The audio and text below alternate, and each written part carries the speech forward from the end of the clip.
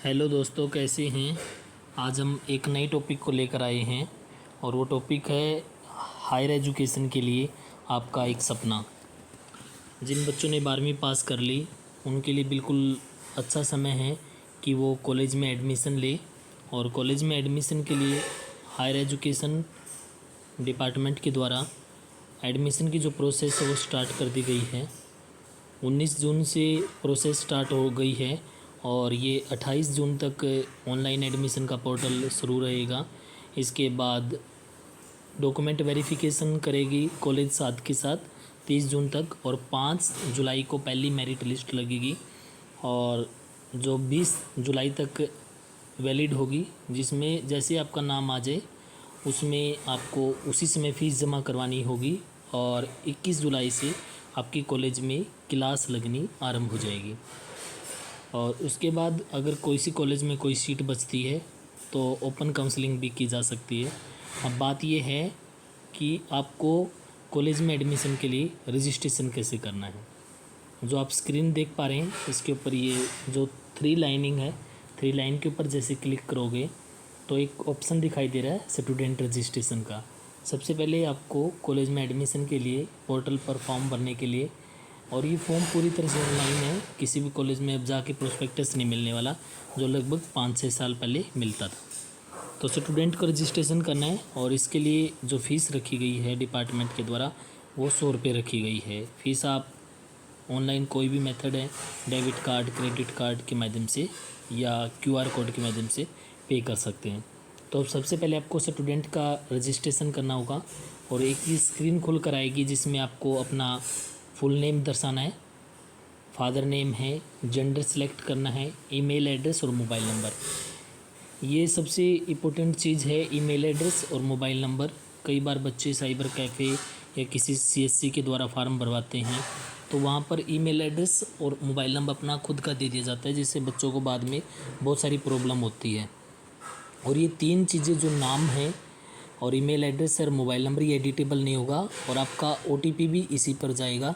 तो आप अपना पर्सनल मोबाइल नंबर और ईमेल एड्रेस तैयार रखें एडमिशन लेने के समय, क्योंकि उसी पर OTP जाएगा। जैसे आप ये चीज़ें फिल करोगे OTP जाएगा। OTP के बाद आपको एक यूज़र ID मिल जाएगी और यूज़र ID के बाद आप पासवर्ड क्रिएट करके आप अपना लॉगिन कर पाओगे। तो इसके बाद आपको जाना है स्टूडेंट लॉगिन में। स्टूडेंट लॉगिन में करने के बाद से पहले आप इन चीज़ों को अपने हाथ में रखें, और वो चीज़ें क्या क्या है। एक पासपोर्ट साइज़ फ़ोटोग्राफ है, एप्लीकेंट सिग्नेचर है, आप किसी ब्लैंक पेपर पर अपने सिग्नेचर करके रखें। 10वीं और 12वीं की मार्कशीट है, माइग्रेशन सर्टिफिकेट अगर आपने हरियाणा बोर्ड से बाहर के बोर्ड से की है, किसी जैसे CBSE से या बाकी से, NSS NCC scout and guide sports certificate है, इसके आपको मार्क्स मिलेंगे। और रेजिडेंस सर्टिफिकेट है जिसको हम डोमिसाइल बोलते हैं। और अगर किसी कास्ट कैटेगरी का आप रिजर्वेशन लेना चाह रहे हैं एडमिशन के समय तो वो आपको चाहिए। इनकम का सर्टिफिकेट EWS कैटेगरी के लिए हरियाणा में फैमिली ID एप्लीकेबल है, तो उसमें 1,80,000 से जिनकी इनकम कम है उनको कुछ बेनिफिट दिए जा रहे हैं। और अगर कोई आपका गैप ईयर है तो उसके लिए आपको एफिडेविट लगाना पड़ेगा। तो आपको क्या करना है, जो भी आप रजिस्ट्रेशन कर लोगे, रजिस्ट्रेशन के बाद आपको यहाँ पर अपनी जो यूज़र ID और पासवर्ड है उसके माध्यम से आपको रजिस्टर्ड करना है। स्क्रीन आप देख पा रहे हैं, इसमें यूज़र ID और पासवर्ड आपको भरना है जो आपके फ़ोन पर भी आ जाएगा, और कैप्चा कोड भर के आप इसको लॉगिन करना है।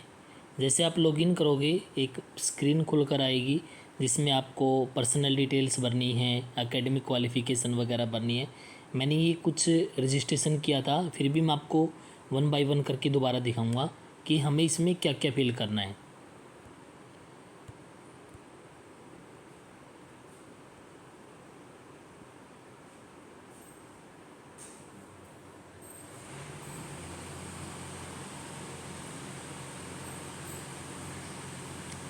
पर्सनल डिटेल वगैरह है, फैमिली ID ज़रूर चाहिएगी, फैमिली ID को आपने फिल करना है। इसके बाद आपको एजुकेशनल क्वालिफ़िकेशन भरनी है, 10वीं और 12वीं की जो भी मार्क्स है बोर्ड आपको अपने आप ही करेगा। और इसमें वेटेज के लिए आपको NCC और NSS का या बार स्काउट गाइड का, अगर रूरल एरिया से बिलोंग करते तो 5 नंबर उसके मिलेंगे। और अगर कॉमर्स के बच्चे हैं तो उनके लिए बीकॉम के लिए 5 नंबर है। ये डिपार्टमेंट अपने आप ही करता है। इसके बाद आपको डॉक्यूमेंट अपलोड करने हैं। डॉक्यूमेंट अपलोड करते समय आपको क्या क्या अपलोड करना है? सबसे पहले आपका फ़ोटो अपलोड होगा, इसके बाद आपके सिग्नेचर अपलोड होंगे। करेक्ट सर्टिफिकेट आप स्कूल से लेके आइएगा या मिल जाएगा, वहाँ पर जाओगे। डोमिसाइल सर्टिफिकेट है, 10वीं की मार्कशीट है, डिप्लोमा है और इसमें माइग्रेशन सर्टिफिकेट है, वो अगर हरियाणा बोर्ड से बाहर होगा तो अपलोड होकर आएगा। ये जानकारी आपको ज़रूर भरनी है। इस जानकारी भरने के बाद आपको एक मेन जानकारी निकल कर आएगी, वो है कॉलेज की प्रेफरेंस की। आपको मैं बता दूं, जो कुरुक्षेत्र यूनिवर्सिटी की कॉलेज है और जींद यूनिवर्सिटी के कॉलेज हैं, उनमें अब की बार एनईपी को लागू कर दिया है, न्यू एजुकेशन पॉलिसी को, जिसमें मल्टीपल एंट्री और मल्टीपल एग्जिट का ऑप्शन दिया गया है। जिसमें 1 साल का अगर आपने कोर्स पूरा कर लिया तो सर्टिफिकेट मिलेगा, 2 साल पर डिप्लोमा मिलेगा, 3 साल पर डिग्री मिलेगी और अगर 4 साल का पूरा कर लेते हैं तो ऑनर्स की डिग्री के इक्विवेलेंट होगा। अब जो कुरुक्षेत्र यूनिवर्सिटी की कॉलेजेज है और जींद यूनिवर्सिटी की कॉलेजेज है, उनमें एनईपी को लागू किया गया। बाकी में अभी तक एनईपी को लागू नहीं किया गया, नेक्स्ट सेशन से करने का डिपार्टमेंट का प्लान है। यहाँ कॉलेज की प्रेफरेंस को भरते समय आपको बहुत ज़्यादा ध्यान रखना है, जितनी भी प्रेफरेंस भरे मैक्सिमम भरे, अगर जिस भी आप कॉलेज में एडमिशन लेना है। मैं आपको 1 बाय 1 करके दिखा रहा हूँ। फॉर एग्ज़ाम्पल हम गुरुग्राम का कॉलेज लिया। गुरुग्राम का एक कॉलेज है बीसी, और इसमें हम कोर्सेज में ले रहे हैं बैचलर ऑफ आर्ट्स में। सेलेक्ट किया, यहाँ पर सब्जेक्ट के कम्बिनेशन मिलेंगे। आप मैक्सिमम सब्जेक्ट के कम्बिनेशन को सिलेक्ट कीजिएगा और ऐड करिएगा। सब्जेक्ट के कम्बिनेशन कॉलेज के हिसाब से होते हैं और आप इसको रिकॉर्ड करते रहिएगा। इसके बाद मैंने सेकंड प्रेफरेंस को चूज किया और इसके बाद इनको ऊपर नीचे भी कर सकते हैं। मान लो लगा कि फ़र्स्ट प्रेफरेंस मैं ये नहीं चाह रहा, और इनको कुछ समय के बाद डिलीट भी कर सकते हैं। अगर मैं बात करूं, अभी आपको एक ऑप्शन दिखा रहा हूं मैं, जैसे जो हमारे कुरुक्षेत्र यूनिवर्सिटी के अंडर कॉलेज आते हैं और जींद यूनिवर्सिटी के अंदर जो कॉलेजेस आ रहे हैं, उनके लिए इम्पोर्टेंट इंस्ट्रक्शन है वो देखना। जींद यूनिवर्सिटी का एक कॉलेज लिया मैंने, गवर्नमेंट कॉलेज नरवाना, वहाँ पर बैचलर ऑफ आर्ट्स को सिलेक्ट किया, कोर्स मैंने गवर्नमेंट है ही। इसके बाद देखिएगा यहाँ जो कम्बिनेशन आ रहे हैं, आपने पहले देखा होगा कि बीए में 4 विषय होते थे, लेकिन अब की बार यहाँ पर 3 ही विषय हैं, इकोनॉमिक्स, इंग्लिश, जियोग्राफी। इंग्लिश और हिंदी कंपलसरी नहीं है बल्कि वैकल्पिक बन गए हैं।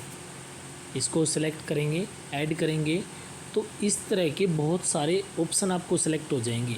हमारे जो मेन कोर्स थे इंग्लिश, जियोग्राफी और हिंदी, उनके साथ एक एक माइनर सब्जेक्ट जोड़ दिया गया है सब्जेक्ट कम्बिनेशन में।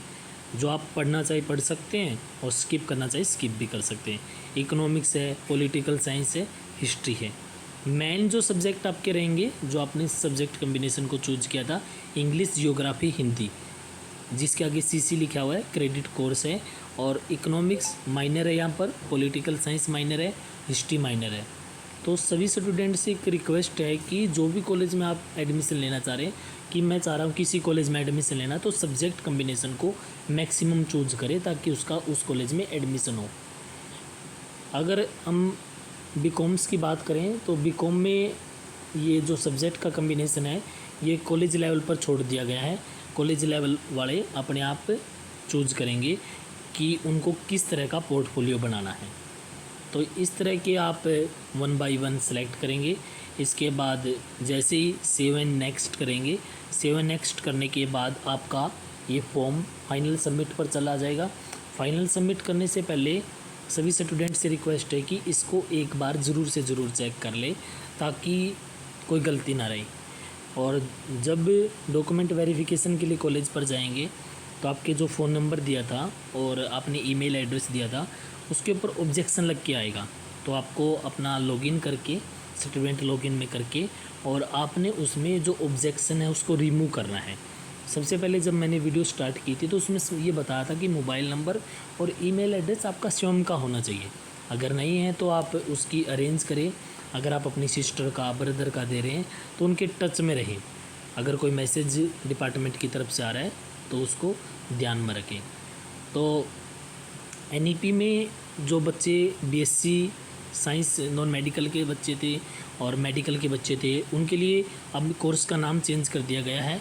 बीएससी मेडिकल के लिए लाइफ साइंस है, बीएससी नॉन मेडिकल के लिए फिजिकल साइंस है। तो वो जब कोर्स सेलेक्ट करेंगे, बच्चा आर्ट्स स्ट्रीम से था तो उनके लिए उनको चूज करना है और सब्जेक्ट के कम्बिनेशन को ध्यान में रखना है।